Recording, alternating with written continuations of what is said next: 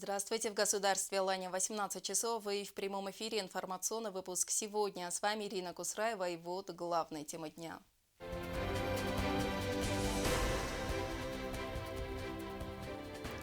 Кровавый июнь 1920-го. Сегодня в Осетии вспоминают события вековой давности – геноцид остинского народа.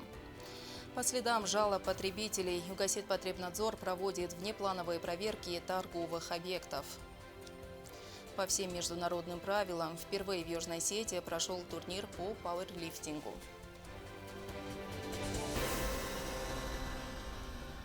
Преступления, не имеющие срока давности. Осетия вспоминает жертв геноцида остинского народа. Жестокие карательные акции, истребление целого народа как главная национальная идея Грузии. За минувшее столетие наш народ пережил многое, прошел через нечеловеческие испытания.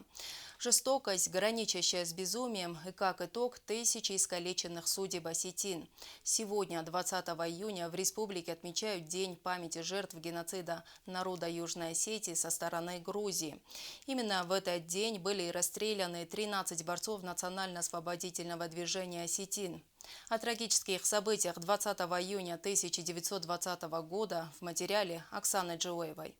20 июня 1920 году грузинские власти учинили кровавый погром на земле наших предков. После распада Российской империи в 1917 году Грузия провозгласила свою независимость и решила подчинить территорию Южной Осетии. В этом вопросе для них был очень важный пункт. Им нужна была земля без осетин. Осетинский народ встал на защиту своей родины. Грузия начала жестоко подавлять очаги сопротивления, устроив кровавую бойню. Десятки тысяч людей стали беженцами, десятки были убиты и погибли во время перехода через заснеженные горы и перевалы в Северную Осетию. Во время одной из таких карательных операций в черте города Цхинвал в плен попали 13 участников сопротивления. Грузины запросто могли убить их сразу, но им нужно было совершить показательную казнь, чтобы подавить в людях всякое стремление к свободе. Коммунары содержались в одном из домов в городе Цхинвал. Глубокой ночью ребят вывели на казнь. Палачами вызвались стать Гогия Касразы, Артем Лохов и другие представители местных меньшевиков. Коммунары были построены в две шеренги на расстоянии 25 шагов от расстрельной команды. Один из них, Андрей Джуоев, обратился с речью к своим палачам, призывая их не совершать преступления. Он же и был убит первым. Раздался залп. При этом один из коммунаров, подросток, сумел вырваться и попытаться бежать, но он был настигнут конными гвардейцами и застрелен. После этого людей стали добивать одиночными выстрелами.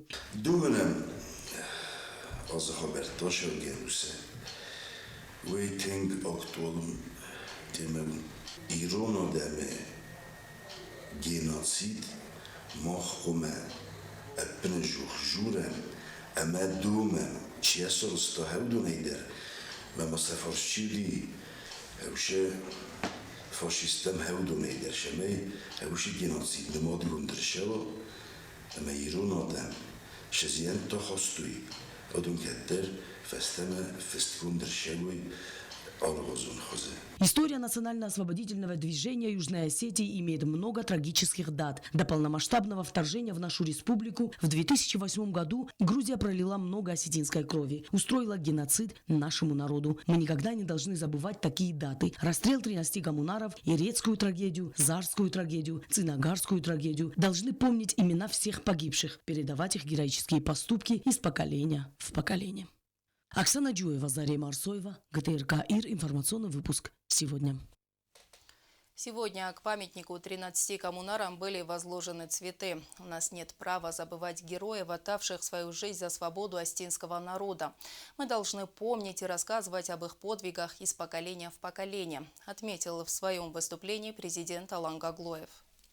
Ежегодно 20 июня представители руководства республики, интеллигенции и общественности собираются на Скударском кладбище у мемориального комплекса 13 коммунарам. В 1920 году во время устроенного грузинами геноцида остинского народа 13 ребят встали в ряды национально-освободительного движения и пали смертью храбрых. Важно помнить и важно знать о подвигах сыновей осетинского народа, сказал президент.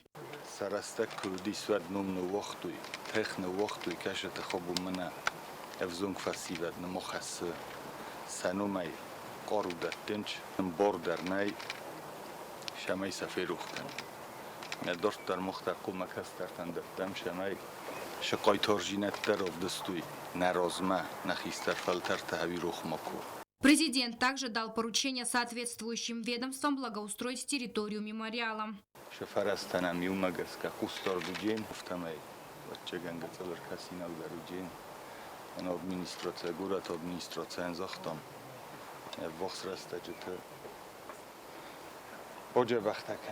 История Южной Осетии имеет много трагических дат. Расстрел 13 коммунаров – лишь один из эпизодов, который наглядно показал всю ненависть грузин по отношению к остинской нации. Однако, несмотря на все старания грузинских фашистов на протяжении десятков лет, Южная Осетия все же отстояла свою независимость, а жертвы героев были не напрасны. Агунда Губозова, Азамат Кудзев. Информационный выпуск сегодня. Сегодня указом президента Алана Гаглоева на должность председателя правительства назначен Константин Джусоев. Ранее кандидатура Джусоева была представлена и одобрена парламентом.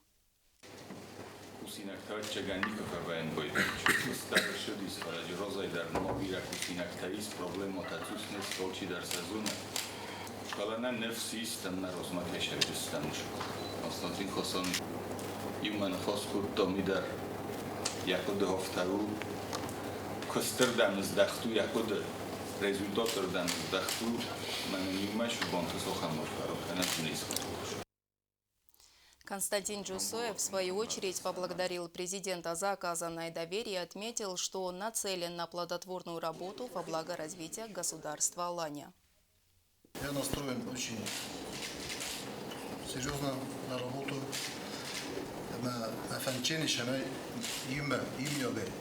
Şu fırsatını mı? Udun imyo geçti çok kanal.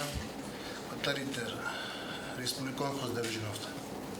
Нуждaren Штрбузник. Рейдовые мероприятия с целью выявления нарушений прав потребителей. Сегодня сотрудники Югосетпотребнадзора провели инспекционные проверки в торговых объектах столицы на наличие ценников. Наш корреспондент Стелла Бязрова расскажет подробности. Сотрудники отдела по защите прав потребителей провели внеплановую проверку по объектам торговли. Многие покупатели жалуются на отсутствие ценников. Между тем, согласно законодательству, их наличие является обязательным. То есть продавец должен своевременно в доступной и наглядной форме довести до покупателя информацию о выставленном товаре. Это внеплановая проверка. У нас жалоба потребителя. Мы по жалобе мы без предупреждения идем, на наличие ценников мы проверяем. В ходе проверки были выявлены нарушения. В нескольких продовольственных магазинах маркировка нанесена не по правилам. Более того, на многих товарах она отсутствует вовсе.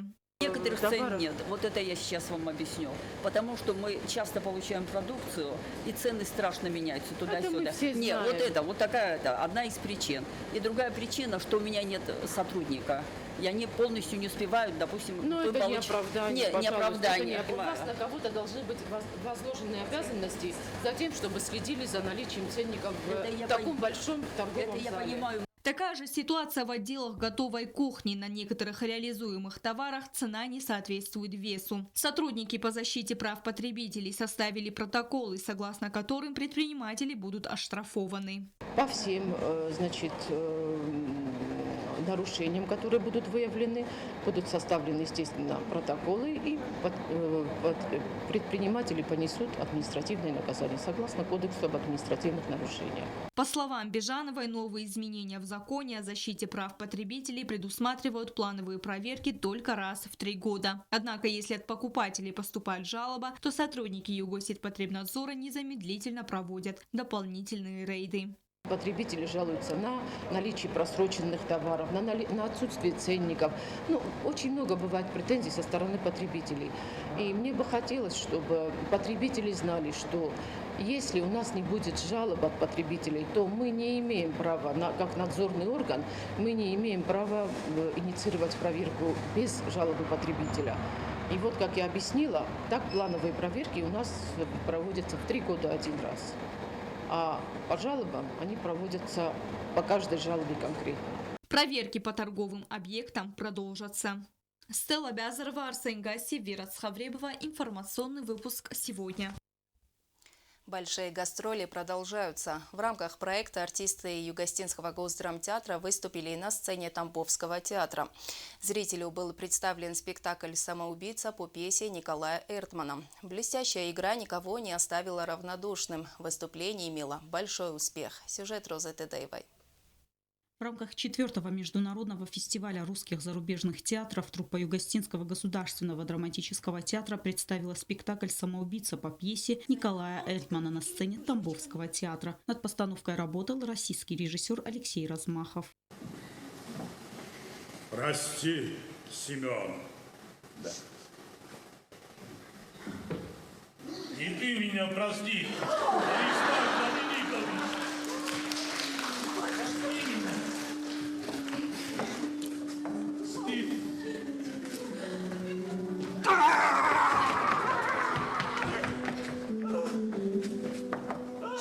Что ты хочешь? Я есть хочу. Но больше, чем есть, я хочу жить. Спектакль «Самоубийца» был представлен в Тамбове в рамках проекта «Большие гастроли» Минкультуры России Росконцерта. Руководитель управления культуры Тамбовской области Юрий Голубев поблагодарил коллектив за блестящую игру. Также Югостинский театр получил приглашение от руководства Тамбовской области и местного театра вновь посетить Тамбов с гастролями.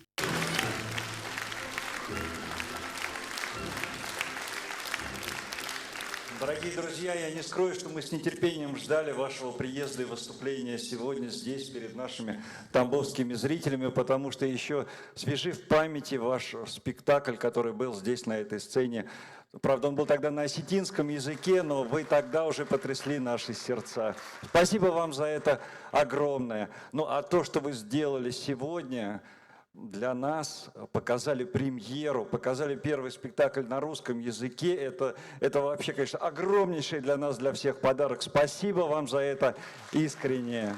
И мне хочется сказать словами из вашего спектакля: Семен Семенович, приходите к нам еще. И не только вы, Семен Семенович, но и весь ваш замечательный театр. Спасибо вам, мы любим ваш театр. Приезжайте, мы всегда вам искренне рады. Югостинскому драмтеатру был вручен диплом участника фестиваля. В рамках проекта коллектив выступит и в Воронеже с постановкой «Самоубийца». Кроме того, зрители увидят еще один спектакль «Дон Жуан». Зраса Кузаева, Роза Тедеева, Алим Бетеев. Информационный выпуск сегодня. В Схинвале впервые прошел открытый турнир по пауэрлифтингу и жиму лежа. Соревнования получились зрелищными и собрали участников со всей Осетии. Как отметил президент Федерации пауэрлифтинга Южной Осетии Ливан Алборов, потенциал у многих участников большой, и они смогут достичь высоких результатов в этом виде спорта. Подробности далее. В Схинвале состоялся первый открытый чемпионат по пауэрлифтингу. В них приняли участие около 30 спортсменов из Схинвала и районов республики.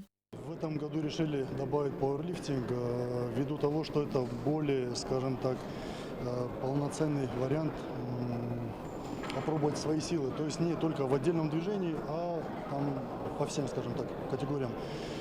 Чемпионат проходит очень даже хорошо. Чемпионат проходил по международным правилам. За соблюдение правил следила судейская коллегия, в составе которой были победитель международных турниров Сармат Икаев и победитель прошлогоднего чемпионата Южной Осетии Аламбек Сюкаев. Как отметил Ливан Алборов, по результатам соревнований будет создана сборная Южной Осетии, которая будет участвовать на различных соревнованиях. Исходя из результатов сегодняшнего турнира, как по жиму лежа, так и по пауэрлифтингу будет создана национальная сборная, которая впоследствии будет выступать и на чемпионатах России, и на международных стартах также, но пока что, которые будут проходить на территории РФ. Так как Южную Осетию, как отдельное государство, понятно, что не везде воспринимают. На официальном открытии чемпионата собравшиеся минутой молчания почтили память погибших на Украине в ходе специальной военной операции. Перед участниками соревнований выступил председатель комитета по молодежной политике и спорту Сергей Засеев. По его словам, в Южной Осетии много сильных парней, у которых появилась возможность показать свои возможности на соревнованиях. Осетия всегда славилась своими богатырями, но на практике это мы не видели. Сейчас, слава богу, благодаря и деятельности самой федерации, и, образно говоря, непосредственно ее учредителей, которые реально радеют за развитие этого вида спорта. И мы видим результат налицо.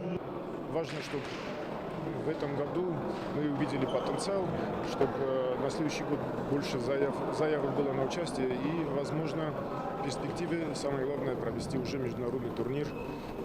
Соревнования очень большого уровня с приглашением мастеров спорта, которые в этом виде спорта уже достигли определенных высот. Победители и призеры были награждены медалями и почетными грамотами, а абсолютным победителем чемпионата по коэффициенту Вилкса был признан Олег Татаев. Он в сумме троеборья поднял 740 килограмм. Параллельно с пауэрлифтингом проходил и чемпионат Южной Осетии по жиму лежа, который проводился второй раз. Тут по коэффициенту Вилкса абсолютным чемпионом стал Марат Карсанов. В прошлом году соревнования по жиму лежа вызвали большой интерес у любителей спорта. В этом году также планируют провести турнир по силовому экстриму под названием «Самый сильный человек государства Алания». Главный старт этого года, надеюсь, он у нас состоится, будет по силовому экстриму и будет называться «Самый сильный человек государства Алания». То есть там уже совсем другие правила, это уже гораздо более зрелищный вид спорта и более близкий нам по духу. То есть там уже, надеюсь, будет и призовой фонд, потому что спонсоры есть, они готовы нас поддержать. У Федерации пауэрлифтинга и Комитета по молодежной политике и спорту большие планы по развитию этого вида спорта в республике. В школе тяжелой атлетики также была открыта секция пауэрлифтинга. Стелла Бязарова, Фатима Чочиева, Ринат Медоев. Информационный выпуск сегодня. А далее прогноз погоды на завтра, 21 июня.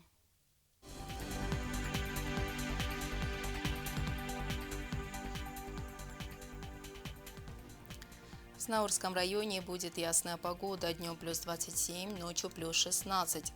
В Заурском районе облачно с прояснениями, вечером небольшой дождь, днем плюс 25, ночью плюс 15.